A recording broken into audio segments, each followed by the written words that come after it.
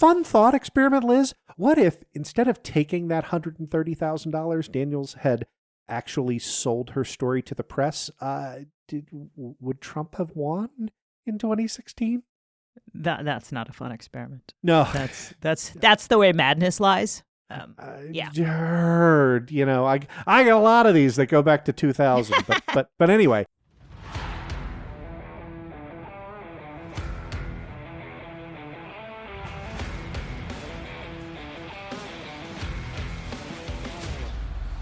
Welcome to Law and Chaos. It's been a wild night in a lot of courts for Donald Trump. He is, in fact, getting sentenced tomorrow morning, and the Justice Department may be able to release Special Counsel Jack Smith's report eventually, or maybe not. We've got a lot to cover, so let's get after it.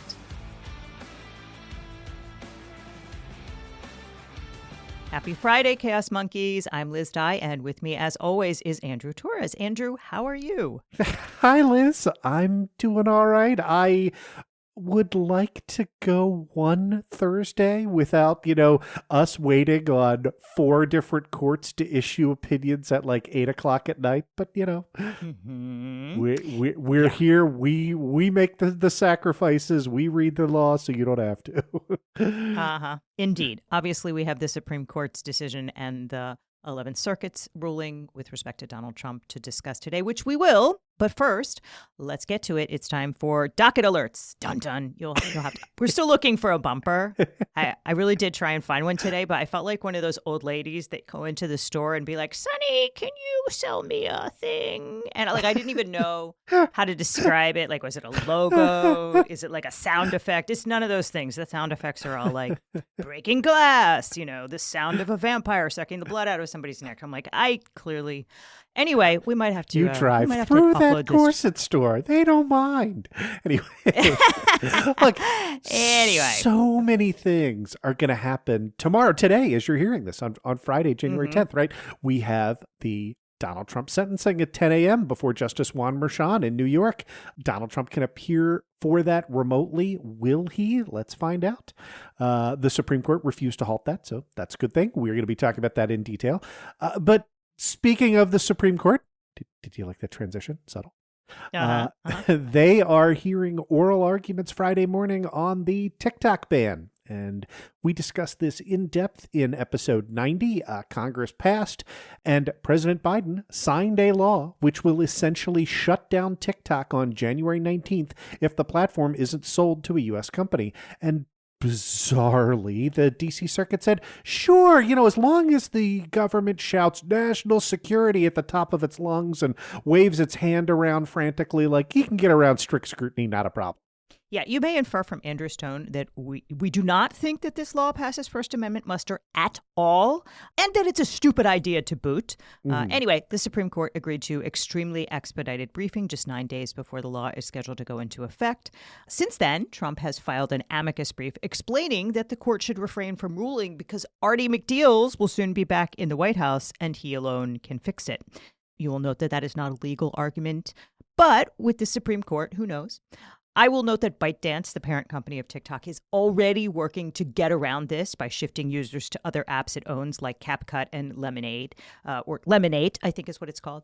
I'm not hip with the kids. I've already said it on the show. It's not like I'm going to preserve my credibility here. But what they have not done is find an American buyer to take this off their hand. And indeed, the Chinese government has made it illegal to export the algorithm that basically is TikTok. So I guess we'll see.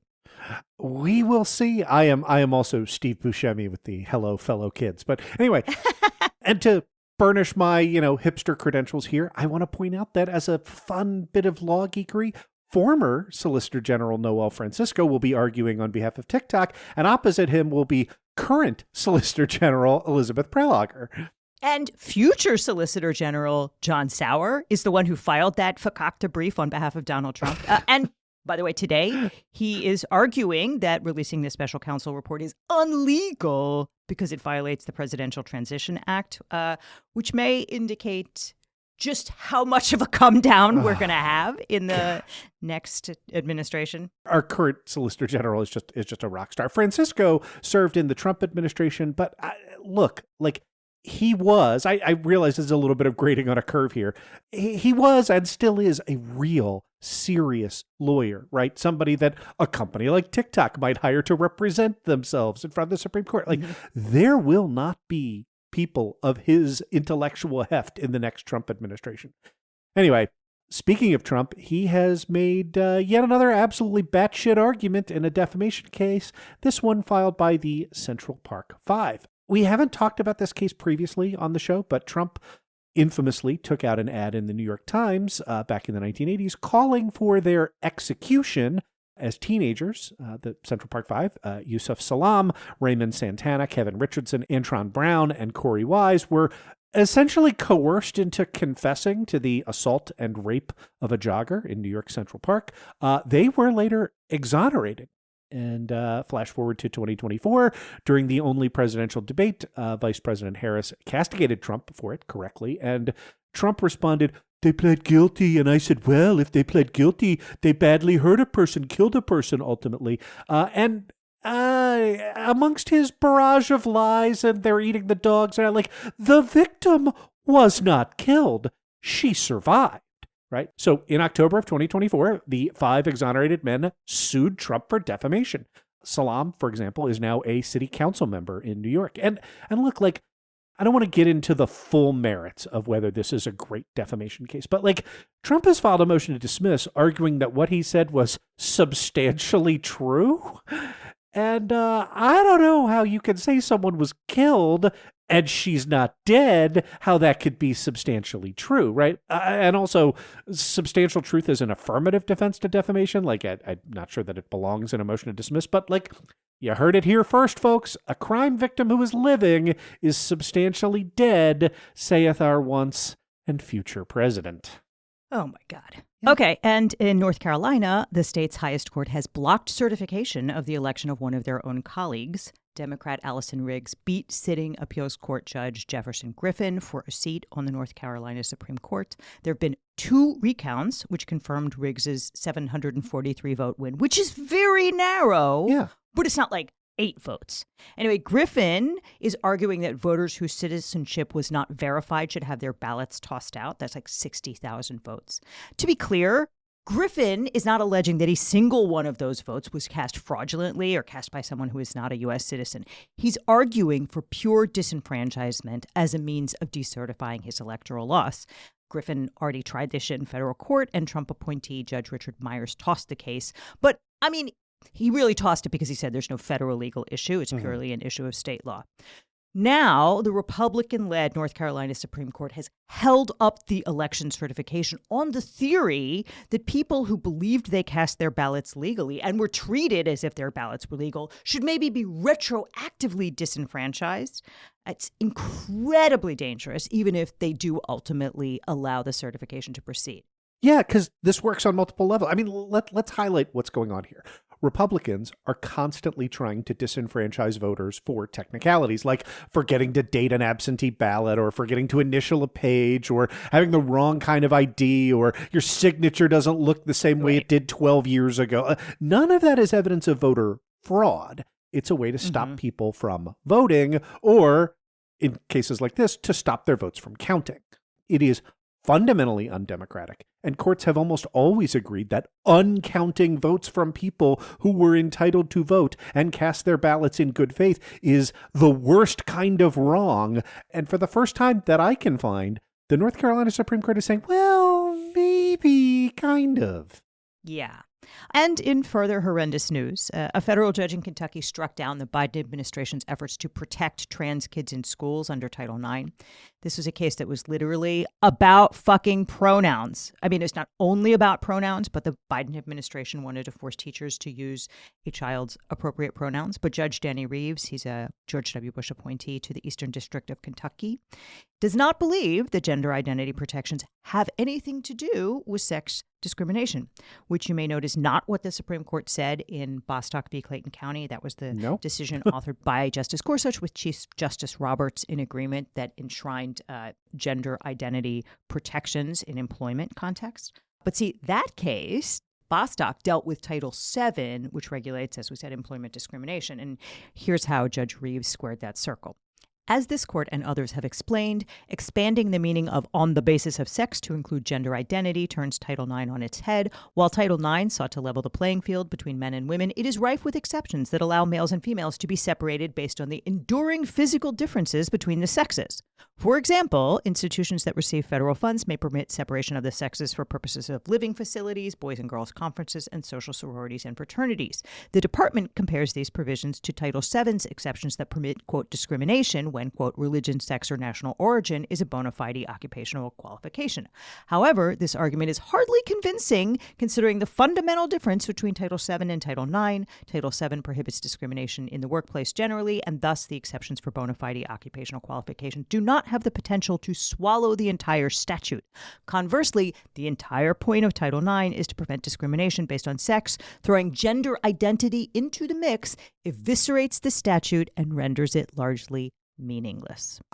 I don't even know where to begin. I keep thinking, Liz, about your coverage of Texas Attorney General Ken Paxton's troll suit against the NCAA, where he deliberately misgenders all of these female athletes whose bodies produce high levels of testosterone, a condition known as hyperandrogenism. Those women were born and raised as women, but somehow they don't count as women. And Judge Reeves is talking about the enduring physical differences between the sexes as, if everything is permanent and fixed and obvious. I mean, look, these horrible bigots are so fixated on gender at birth, unless the women don't live up to some magical formula, in which case they become men. It's nonsensical and it's awful. Yeah. Well, none of that is good. But we saved Rudy as a little palate cleanser at the end of Docket Alerts. A soupçon of silliness, mostly for our subscribers. We talked a whole bunch about Rudy getting held in contempt last week in the New York case, but we talked a lot less about the D.C. contempt case, where Rudy will not stop defaming Ruby Freeman and Shay Moss, despite that $148 million judgment.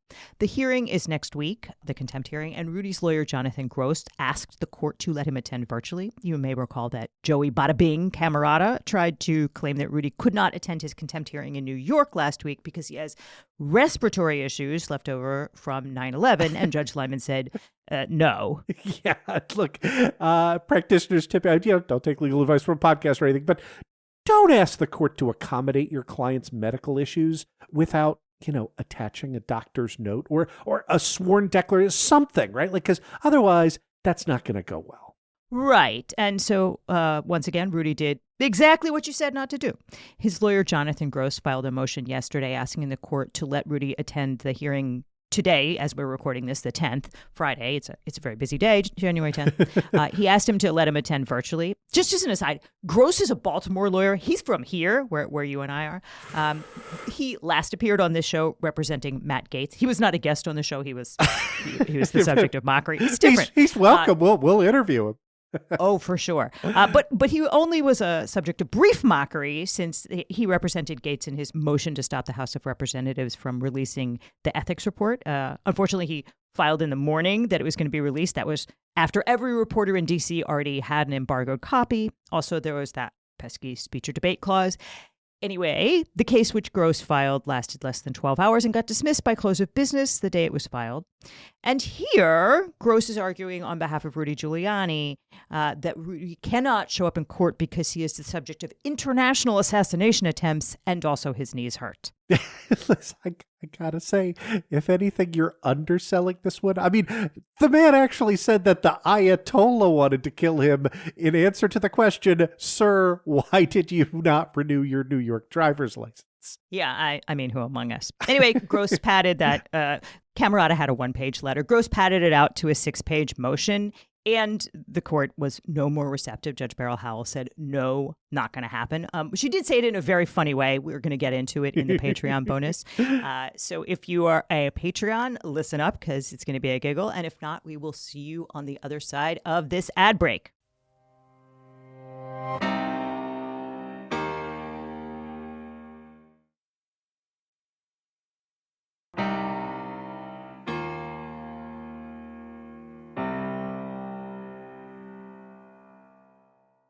And we're back. Okay, Liz, we put it off long enough. Let's talk Trump.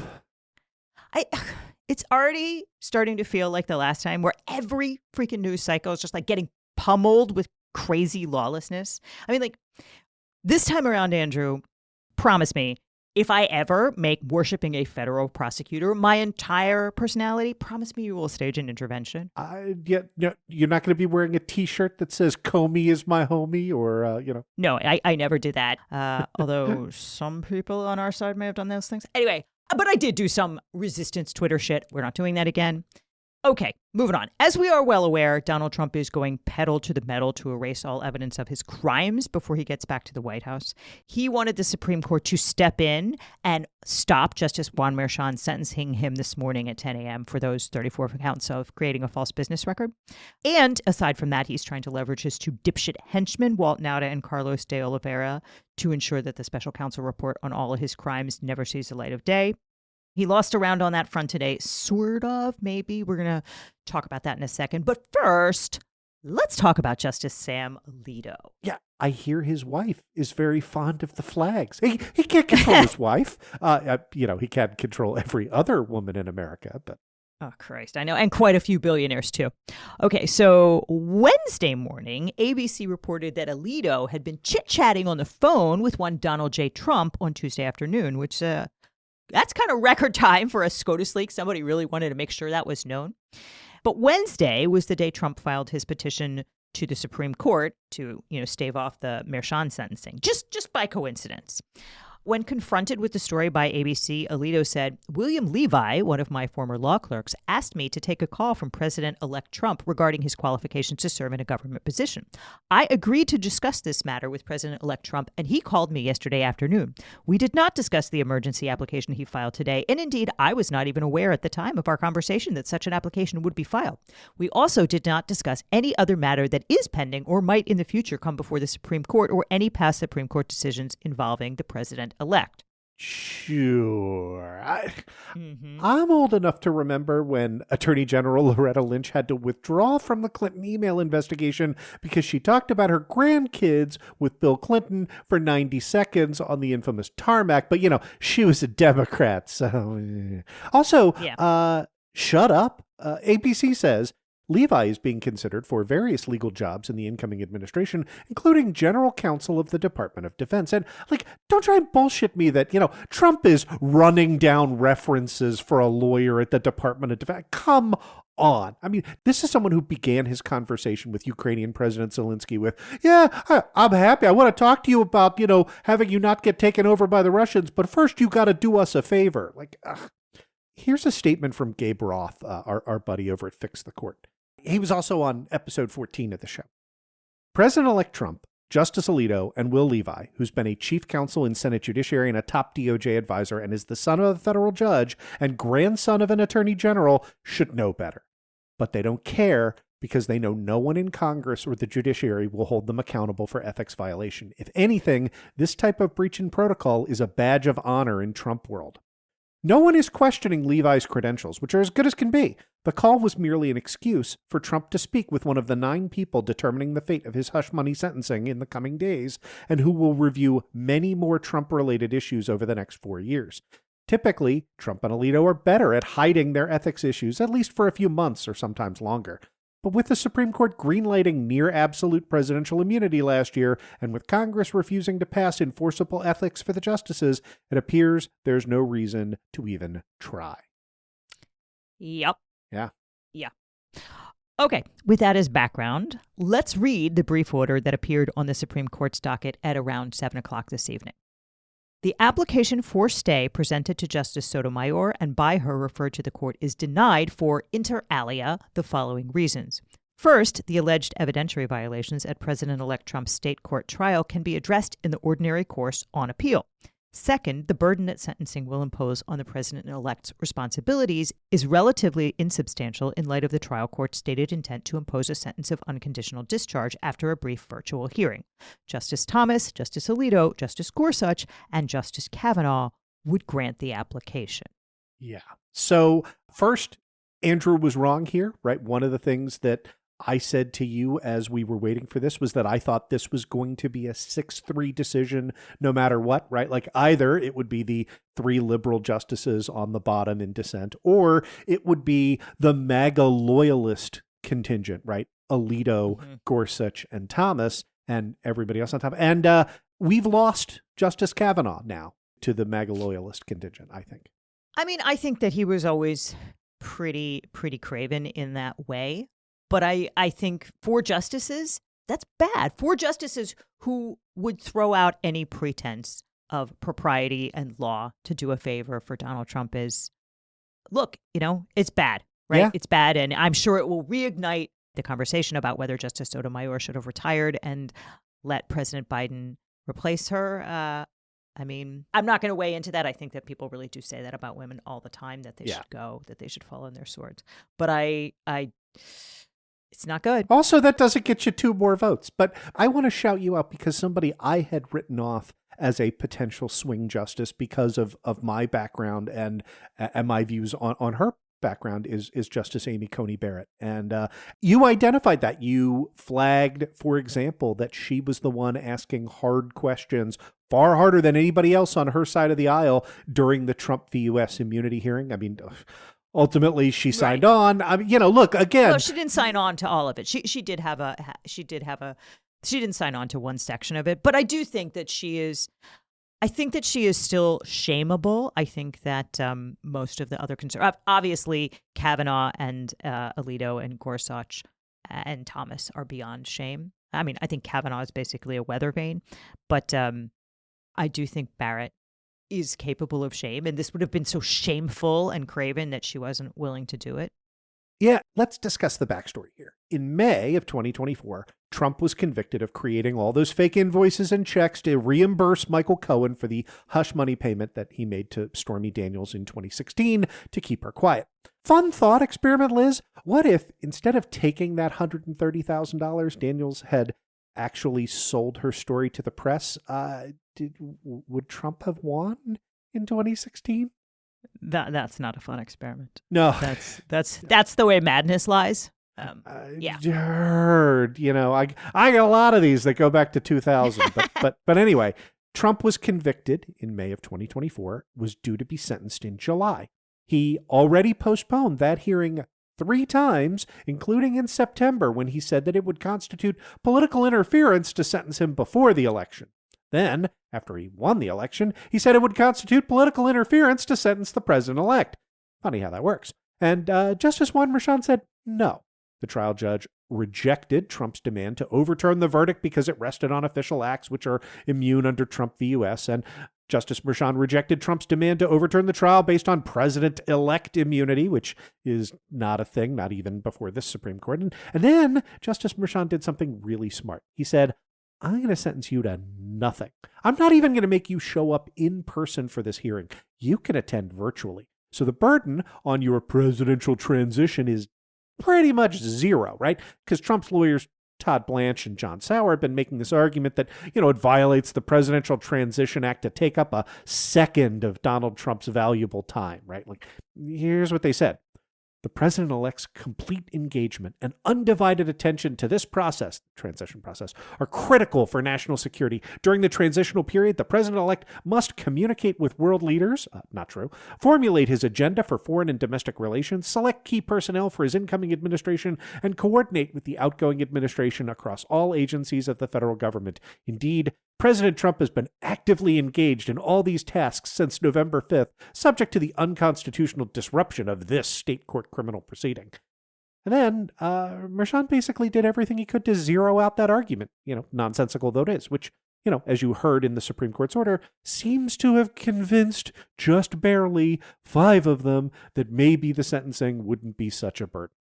Yeah, we're going to come back to this later, particularly when you talk about Ed Meese's brief.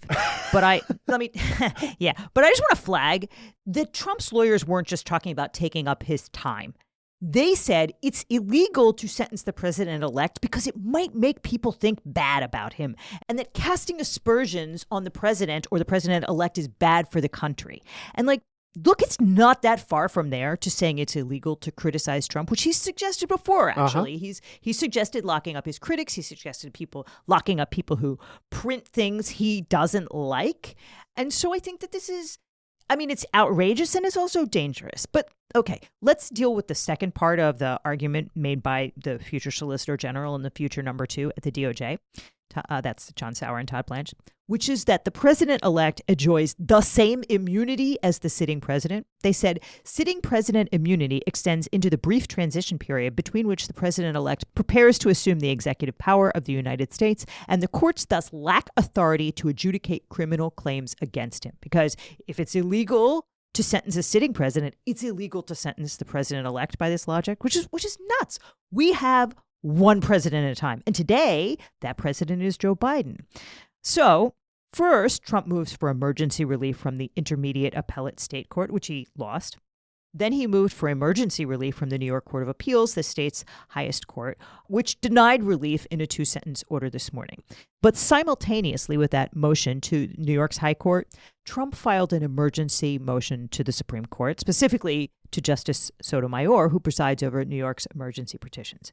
And she ordered DA Alvin Bragg to respond by this morning, which he did. Yeah, this was a comprehensive brief, and again, it just barely brought along Chief Justice Roberts and Justice Amy Coney Barrett. And I just cannot stress enough how utterly without legal merit Trump's argument was. But, this basically had 6 components. There was no jurisdiction, right? Because the state criminal proceeding is ongoing, right? And courts don't review criminal proceedings that are in the middle. They review them when there's a final judgment, which is what we wanted. Right. And Trump doesn't want a final judgment. I mean, just to highlight it here, the way that this is supposed to go is that you're supposed to get the final judgment. It's not really final until sentencing is pronounced. I mean, in New York, you're a felon from the time you're convicted. Some jurisdictions, it's not a felon until the sentencing is pronounced. He's a felon under New York law already, but the case can't be appealed really until until the sentencing is over. And so that really jurisdiction shouldn't attach until afterwards. Yeah. And even if it had, there is a long-standing doctrine, we've talked about it on this show before, called Younger abstention. It stems from Younger versus Harris, a 1971 decision. It basically says federal courts should not interfere in state court proceedings, particularly state court criminal proceedings, right? And lots more reasons, right? Like, as you pointed out, Liz, the delays here are due to Trump seeking 3 separate extensions, right? There's no prejudice. He's not going to be sentenced to anything. And there's strong risk of mooting the case, right? As you point out, everything goes into limbo on the 20th because, you can't continue to proceed against a sitting president. Like, this was it was a really, really well done brief. I'm glad it won, but I'm terrified that it only won 5-4. Yeah. Well, tomorrow we will see if Donald Trump shows up for this sentencing. I think it's more likely than not that he will not. He will simply defy the court's order, which will not change things. But as we said in the last show, it's defiance of the law, which was one of the things which Chief Justice Roberts cited as, intimidating judges. We shall see. All right. If you are a supporter over at patreon.com/lawandchaospod or at lawandchaospod.com, you're going to hear us break down the amicus brief filed by the criminal former Attorney General Ed Meese. And if not, we will be right back after we pay some bills.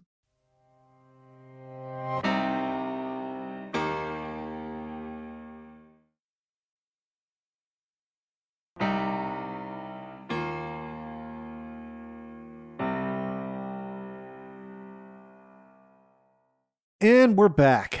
Okay, that's the Supreme Court. Now let's talk about the 11th Circuit. And Liz, you and I have tended to treat the 11th Circuit on this show as, the conservative court, but they're the ones that smacked down Judge Aileen Cannon twice. They're our buddies. We're fine. And, I mean, they're not our buddies, but yeah. Well, right. And I think we need a little bit more nuance now on what this court is up to. Yes, the 11th Circuit did rule and did not grant Trump his request to, shit can the entire special counsel's report, but it wasn't good, and I don't think it's over. So, all right, let's begin with what happened. Monday night, as we were recording this show, Trump's henchmen, Walt Nauta and Carlos de Oliveira, raced into Judge Cannon's courtroom in Fort Pierce and demanded an injunction blocking the release of special counsel Jack Smith's final report. That's the report which special counsels transmit to the Attorney General, who then transmits it to Congress and generally makes it public. That is how it's always gone. Biden led the report by special counsel Robert Hur on his own classified documents to be made public. And even Bill Barr published the Mueller report. I mean, did he? Yes, look, he lied his ass off about it, right? He set up 2 weeks where he could say, like, this said, he's totally exonerated, and then it came out, and that's not what it said. But he understood that there was no keeping the thing under wraps. But as we said, Donald Trump is not planning to play by any rules, not when he's president and not now. So we all remember in July when Judge Cannon discovered that special counsels are illegal because the attorney general can only appoint someone who's already employed by the Department of Justice for reasons. That's not what the statute says, but whatever. This discovery had escaped notice by anyone ever before, including the multiple federal courts and the D.C. Circuit, which had already ruled on this question. Anyway, Judge Cannon dismissed the documents case, after which she had no jurisdiction over this matter. Oh, please, Liz. Judge Cannon doesn't need jurisdiction. I mean, this is the judge who decided that she had the right to evaluate the sufficiency of a judicially approved search warrant to search Mar-a-Lago based on magic MAGA beans. I mean, she's not going to let a little thing like jurisdiction stop her, which, look, Trump celebrated this back in July, but it kind of creates a problem now, right? Like, because if you've been dismissed out of the case, then how can you run back to your concierge judge in Fort Pierce, Florida and demand even more than, everything? Well, so what happened here is that Nauta and De Oliveira are acting as factotums to make these arguments on Trump's behalf, which may or may not have something to do with the fact that Trump's PAC is the one paying their legal bills. So what they did was they filed essentially identical briefs in front of both Judge Cannon and the 11th Circuit, although they asked the appellate court to remand to Judge Cannon so she could deliver the kill shot, but you get the point. So cutting to the chase, Judge Cannon immediately granted the dipshit's motion. She jumped out in front of the 11th Circuit. She did not ask the government for a response. She just gave Trump what he wanted.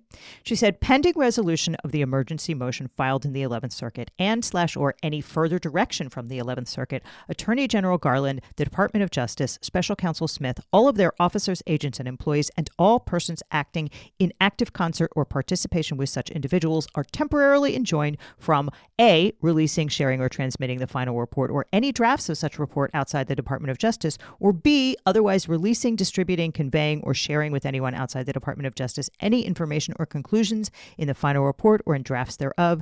This order remains in effect until 3 days after resolution by the 11th Circuit of the emergency motion, unless the 11th Circuit orders otherwise. Yeah. Okay, practice tip. I have never seen a trial judge say, I'm entering an injunction, and also I'm taking an extra 3 days on an emergency motion to monkey around with whatever the appellate court does. And I've doubly never seen it when said appellate court has repeatedly smacked you down for not knowing the first goddamn thing about the law. But okay, more to the point. What Judge Cannon is talking about here is keeping the entire special counsel's report under wraps, right? Not just the part about the documents case. She is reaching out from her podunk little Florida courtroom and saying that the election interference case has got to get buried too.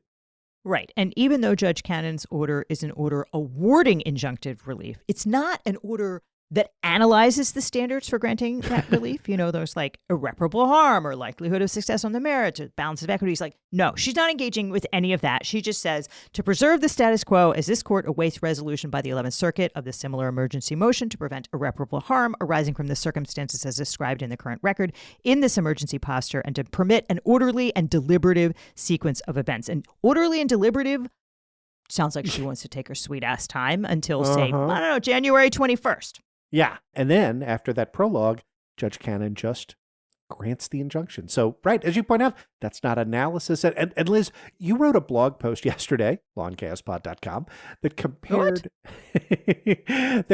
and contrasted Judge Cannon with another character from the Law and Chaos cinematic universe, Judge Matthew Kacsmaryk of the Northern District of Texas, Amarillo Division, right? That's the go-to guy when you are forum shopping some crazy. And when Texas Attorney General Ken Paxton tried to do a similar thing in front of Judge Kacsmaryk, Kacsmaryk told him to get bent, right? So, in other words, the takeaway, we'll link it in the show notes. You should read it. But Liz, I think you make a compelling case that Judge Aileen Cannon is the only Trump judge in the country, either stupid or corrupt enough or both, to have given Trump what he wanted here.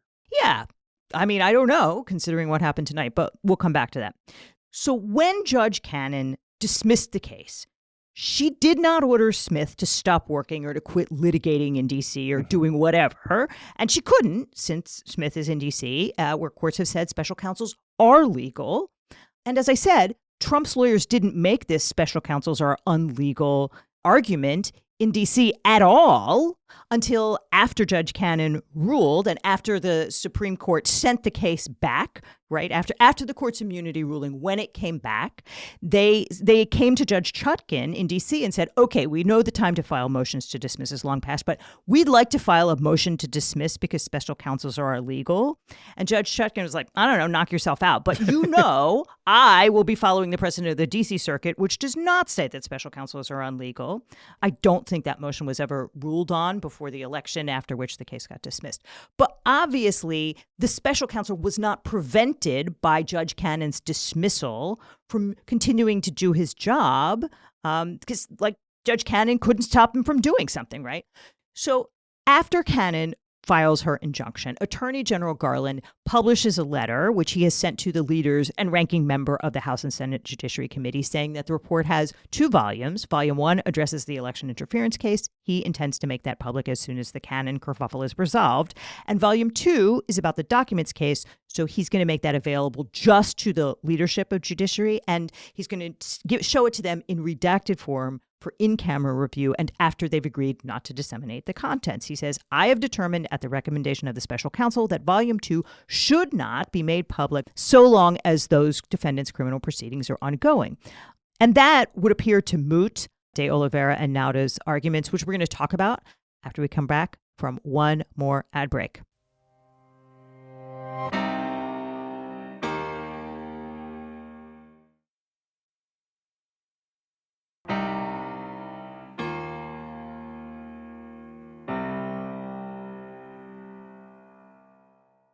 And we're back. Okay, so briefly, Trump's henchmen made 3 arguments, 2 of which are unfathomably stupid, and one of which is misleading, let's say. Okay, yeah. So first, the claim is that the final report is void ab initio or ultra vires, and, forgive my Latin, but basically it's, hey, Judge Cannon, you said special counsels were not legal, so because Jack Smith wasn't validly appointed, that means any funding he received is also not legal, and that means he can't spend any of that illegal money writing an illegal report. I mean, basically they say that Jack Smith is an unperson, his writings are an unreport, and, you can't transmit a thing that doesn't exist to Congress or otherwise make it public. Right. That's a dumb argument.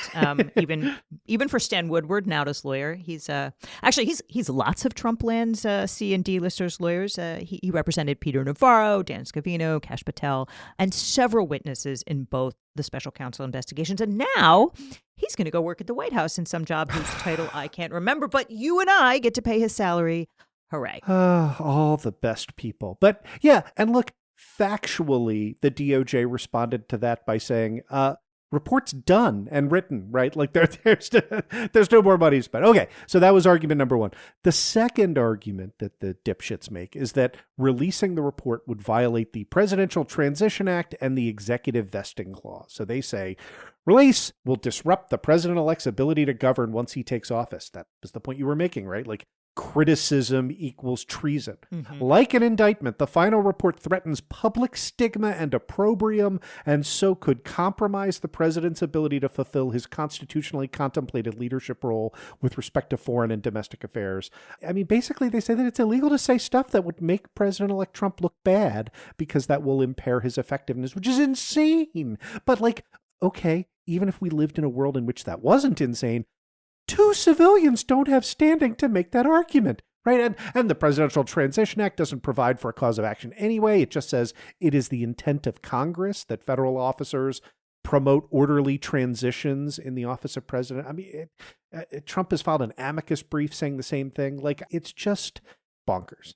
Yeah. And the third argument that the dipshits make is that their pending criminal case, the one whose dismissal is on appeal to the 11th Circuit, could be compromised if all of the details of the investigation were published in the special counsel's report. They said Special Counsel Smith, in defiance of this court's rulings, is determined to have the final word by pushing forward with issuing and transmitting a final report under 28 CFR Section 608C, which Attorney General Garland is certain to make immediately public.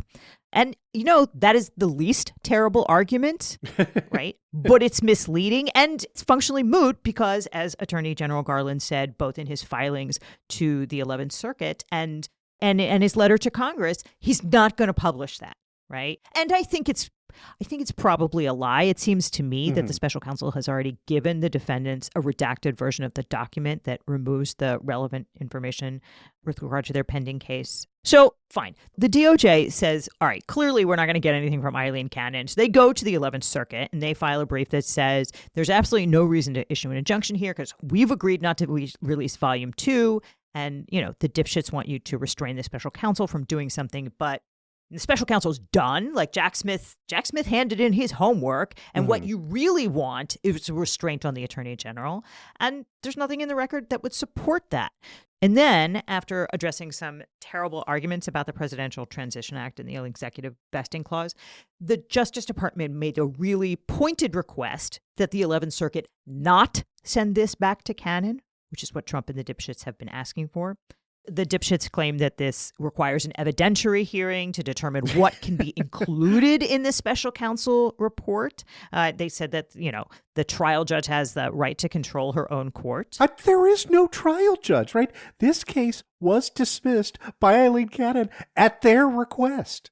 So the Justice Department said, to avoid the potential need for further emergency litigation in this court, the United States respectfully requests that this court make clear in denying the motion that its resolution of this question should be the last word, absent review by the en banc court or the Supreme Court.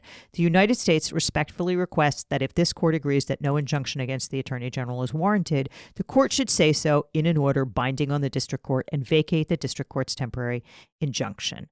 Yeah, and then tonight, right as we were about to record, the 11th Circuit ruled. And here, I'll just read it in its entirety. Appellee's emergency motion for injunction with relief requested by January 10th, 2025 is denied to the extent that appellant seeks relief from the district court's January 7th, 2025 order temporarily enjoining appellant may file a notice of appeal from that order. So essentially, nobody gets any relief, right? Nauta and De Oliveira do not get an emergency motion with relief requested, and the DOJ doesn't get any relief from Aileen Cannon's injunction that she entered on Tuesday. What do you think, Liz? Yeah, I mean, I really want to unpack that because it's not clear, and that is the worst part of this, right? It's an unsigned 2-sentence order issued with no, there's no reasoning, and basically what it says is we're not going to give Trump what he wants. He's not going to get to bottle up the report. But neither are we going to give the Justice Department clarity on what to do here. If you want us to take this back from Judge Aileen Cannon, who should arguably not have had it in the first place, you're going to have to, litigate with us some more. This is the exact scenario that the Justice Department was trying to prevent. And I don't know what the hell's going to happen. Nobody knows what the hell's going to happen. We're going to have more litigation. And I mean, I think this was always going to wind up at the Supreme Court. But now there's a lot more kind of tripwires for the government. I think that's exactly right. So let's unpack. There's a lot in what you just said. Number one, there's a clock that's ticking here, right? There's 10 days until Donald Trump is the president, and Merrick Garland is no longer the attorney general and will not have the authority to disseminate the report. That will devolve to Pam Bondi, who's a Trump lackey, right? We know what she's going to do with the report. So time is of the essence. The 11th Circuit knows time is of the essence. They ordered additional briefing, which they got. So, right, I mean, to the extent that appellant seeks relief, the appellant seeks relief, right? That's the DOJ. They told you they were seeking relief. They specifically said, get rid of Cannon's order, right? And so I am sure that as we are recording, that the DOJ is filing a notice of appeal from Aileen Cannon's order and is filing a motion for expedited consideration. And look, maybe the 11th Circuit will deal with all of that tomorrow, but maybe they'll stretch out briefing into next week, and who knows? And in the meantime, the injunction continues, and that's what Trump wants. Yeah, I'm going to read to you what Trump posted on social media. Deranged Jack Smith was sent packing after losing both of his witch hunts against President Trump. Deranged was unconstitutionally appointed and paid for, so he cannot be allowed to do anything more in perpetuation of his election-interfering hoaxes, let alone prepare an unconstitutional, one-sided, falsehood-ridden screed. Today's decision by the 11th Circuit keeps Judge Cannon's injunction in place and prevents any report from being issued. It is time for Joe Biden and Merrick Garland to do the right thing and put a final stop to the political weaponization of our justice system. And so they're taking a victory I know lap. that he's spinning. Yeah. Well, I mean, I don't know what's going to happen, except that I know that tomorrow Judge Cannon is going to say, okay, I'm in charge. I'm going to set a briefing schedule on this. You know, I'll set a normal briefing schedule. Like next week, DOJ, you can file your response. And the week after that, you know, Trump gets another response and then we'll have a hearing. And by then, I mean, what the 11th Circuit has done looks to me like they've punted it to Aileen Cannon without remanding it. I don't know. I don't know what's going to happen. But they could have put a stop to this rigmarole and they chose not to. And it sort of looks to me like they did that on purpose. Yeah, I think that's exactly right. I think it also reverses the burden on the parties here, right? Because when you are the party affirmatively seeking injunctive relief, right, you have to show all of those standards. And so now the DOJ is going to have to say, hey, this has got to get resolved in the next 9 days. And why does this have to get resolved in the next 9 days? Because of what we all know is going to happen, which is that Trump is going to bury this. And that sort of puts them in tension with the argument they're making now, right? Like the argument they're making right now, which is true, is, look, we're all professionals here. We don't have an like we're going to abide by the law and you should trust us to abide by the law. And it's kind of hard to say the thing that they would like to say, which is, and the guys that are coming in after us aren't going to. It's a tough argument to make. So, yeah, I'm not real hopeful about this. I mean, maybe the 11th Circuit will pull its shit together, but I think that Trump is going to look. What I thought was going to happen is that the 11th Circuit was going to say, no, Aileen Cannon, we're not going to enjoin this. And then Trump was going to race to the Supreme Court. Yeah. I'm not sure that there's going to be time for that. I think I agree with you on both halves of that. I, too, thought they were going to smack down Judge Cannon, and they didn't. Now, I don't want to be too much hopium here, but I do want to give voice to the other side because the thing that you've said repeatedly that I want to emphasize is we do not know, right? We don't know what's happening. We don't know what their reasons are. We don't know what their motivations are. And one potentially salutary effect is that now this is not teed up for the Supreme Court to reach down and get its hands dirty. And so, you know, maybe that will wind up being a better situation. Maybe there will be a time in which the 11th Circuit lifts the stay and then instantly Merrick Garland releases the report. Could do that. Another avenue is, you know, as we've talked about in the past, the Mike Gravel route. That's the former Alaska congressman who read the Pentagon Papers into the congressional record as a way to get that in. And, you know, it is immunized by speech or debate clause immunity. Jamie Raskin, the ranking minority member of the House Judiciary Committee, could certainly do that, right? Like there are ways to get this information out, but I thought there was going to be a clear path, and this does not offer clarity. No. I'm sorry, guys. I'm really not hopeful on this one. All right. We are going to call it a day. We will be back on Tuesday with another show, back Monday with written content as always. And thank you. So many of you have joined in the past couple of weeks, and we really appreciate it. Couldn't do it without you. And we're all here. We're all in this together. Okay. Have a nice weekend. Law and Chaos Podcast is a production of Raise Up to Media, LLC, is intended solely as entertainment, does not constitute legal advice, and does not form an attorney-client relationship. This show is researched and written by Liz Dye and produced by Bryce Blankenagel. Law and Chaos Pod, copyright Raise Up to Media, LLC, all rights reserved.